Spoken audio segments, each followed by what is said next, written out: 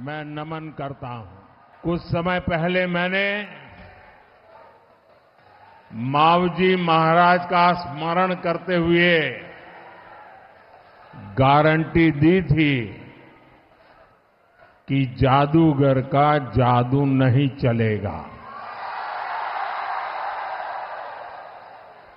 वागड़ ने, राजस्थान ने मोदी की वाणी का मान रखा।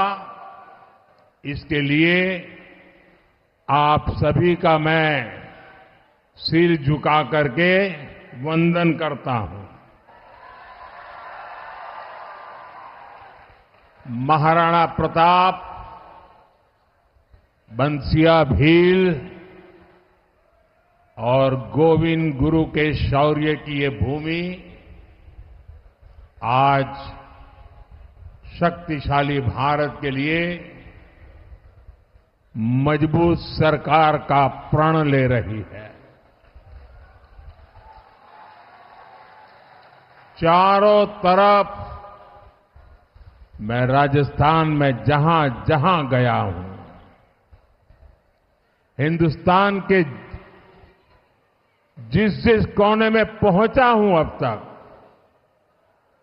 चारों तरफ एक ही बात गूंज रही है। फिर एक बार, फिर एक बार, फिर एक बार। भाइयों और बहनों, पूरे वागड़ से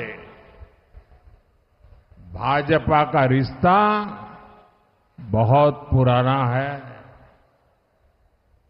यहां की वीर धरा ने हमेशा भाजपा पर अपना विश्वास जताया। आज की वैश्विक परिस्थितियों में पूरे वागड़ का भाजपा के साथ रहना ये बहुत जरूरी है। आज भारत में स्थिर सरकार का, मजबूत सरकार का होना भी बहुत जरूरी है। एक ऐसी सरकार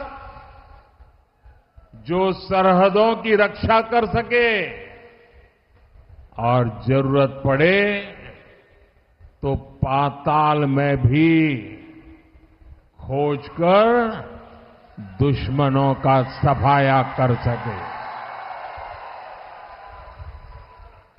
एक ऐसी सरकार जो देश की महिला, किसान, गरीब, वंचित, जनजातीय, पिछड़े वर्ग, समाज के इन सभी वर्गों को सम्मान और समृद्धि की तरफ ले जा सके।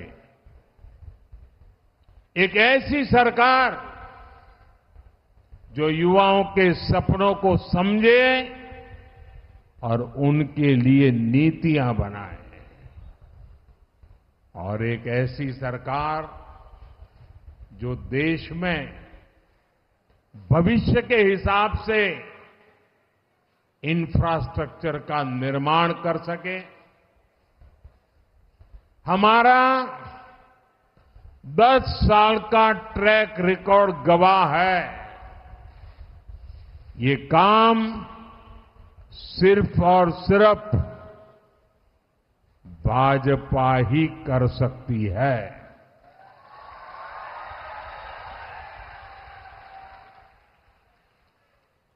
और कोई कर सकता है क्या? और किसी पर भरोसा कर सकते हैं क्या? और लोग यहां वोट मांगने के लिए निकले हैं, उनको पूछो तो भाई, इतना बड़ा देश, एक नाम तो बताओ, हम किसको सुपुर्द करें, बताओ।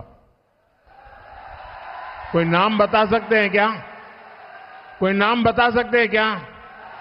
क्या आप ऐसे जिसका नाम ही नहीं है, पहचान नहीं है, पुराना कोई रिकॉर्ड का आता पता नहीं है, क्या उसको इतना बड़ा देश दे सकते हैं क्या?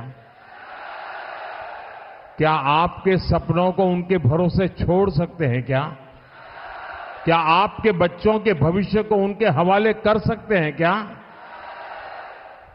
ये मोदी है जिसको आप जानते हैं ना, जानते हैं ना।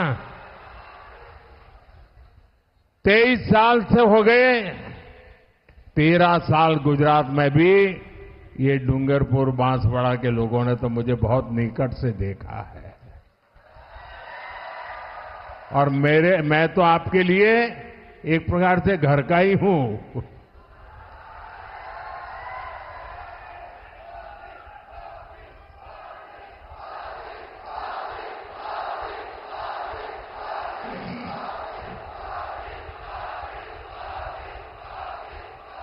साथियों, देश के उज्जवल भविष्य के लिए, देश को मजबूत बनाने के लिए, आपके सपनों को पूरा करने के लिए, इसी आधार पर मोदी पूरे देश से, राजस्थान से और वागड़ से आशीर्वाद मांगने के लिए आया है।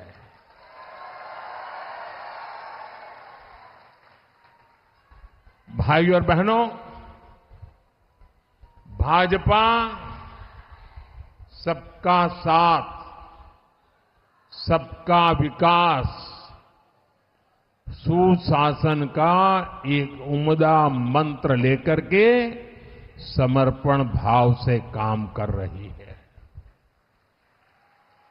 बांसवाड़ा और डूंगरपुर के जिन 3 लाख परिवारों को पक्के घर मिले हैं, उनमें से बड़ी संख्या में हमारे आदिवासी परिवार है। आप मुझे बताइए भाइयों, 10 साल में 2 जिले में 3 लाख पक्के घर, ये काम छोटा है क्या? छोटा है क्या? गरीबों की चिंता की कि न की? आदिवासियों की चिंता की या न की? यहां बांसवाड़ा में 4.25 लाख से अधिक परिवारों तक नल से जल पहुंचा है। जब नल से जल आता है ना, तो माताएं बहनें आशीर्वाद किसको देगी? माताएं बहनें आशीर्वाद किसको देगी? और माताओं बहनों के आशीर्वाद जिस पर होते हैं, जीवन में उसको कोई तकलीफ होती है क्या? यही मेरा सौभाग्य है कि माताओं बहनों का मुझे भरपूर आशीर्वाद मिल रहा है। बांसवाड़ा और डूंगरपुर की 5 लाख से अधिक बहनों को सस्ते गैस सिलेंडर वाली उज्ज्वला गैस मिली है। अगर रोज खाना पकाना हो, धुएं से जिंदगी गुजारनी हो, और जब धुएं में कोई मां खाना पकाती है ना, तो एक दिन में उसके शरीर में 400 सिगारेट का धुआं जाता है। 400 सिगारेट का धुआं, उस मां की चिंता कौन करेगा? उस मां की चिंता कौन करेगा? ये बेटा करेगा, और इसीलिए गैस के चूल्हे दिए। कोरोना के समय हमने मुफ्त राशन की योजना शुरू की थी। दुनिया भर में बहुत बड़ा संकट आया था, लेकिन संकट में मुझे सबसे पहली याद मेरे आदिवासी भाई बहनों की आई, मेरे गरीब परिवारों की आई, मेरे दलित, मेरे वंचित, मेरे पिछड़ों की याद आई। गरीब के घर में चूल्हा जलता रहना चाहिए। गरीब का बच्चा भूखा सोना नहीं चाहिए, गरीब की मां के आंख में से कभी आंसू नहीं टपकना चाहिए।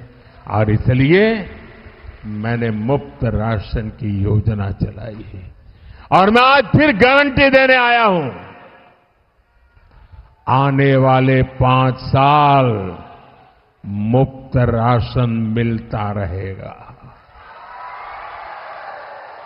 साथियों, भाजपा गरीब कल्याण के लिए समर्पित है, पूरी ईमानदारी से काम करती है, लेकिन कांग्रेस की दुकान में भय, भूख और भ्रष्टाचार ही बिकता है।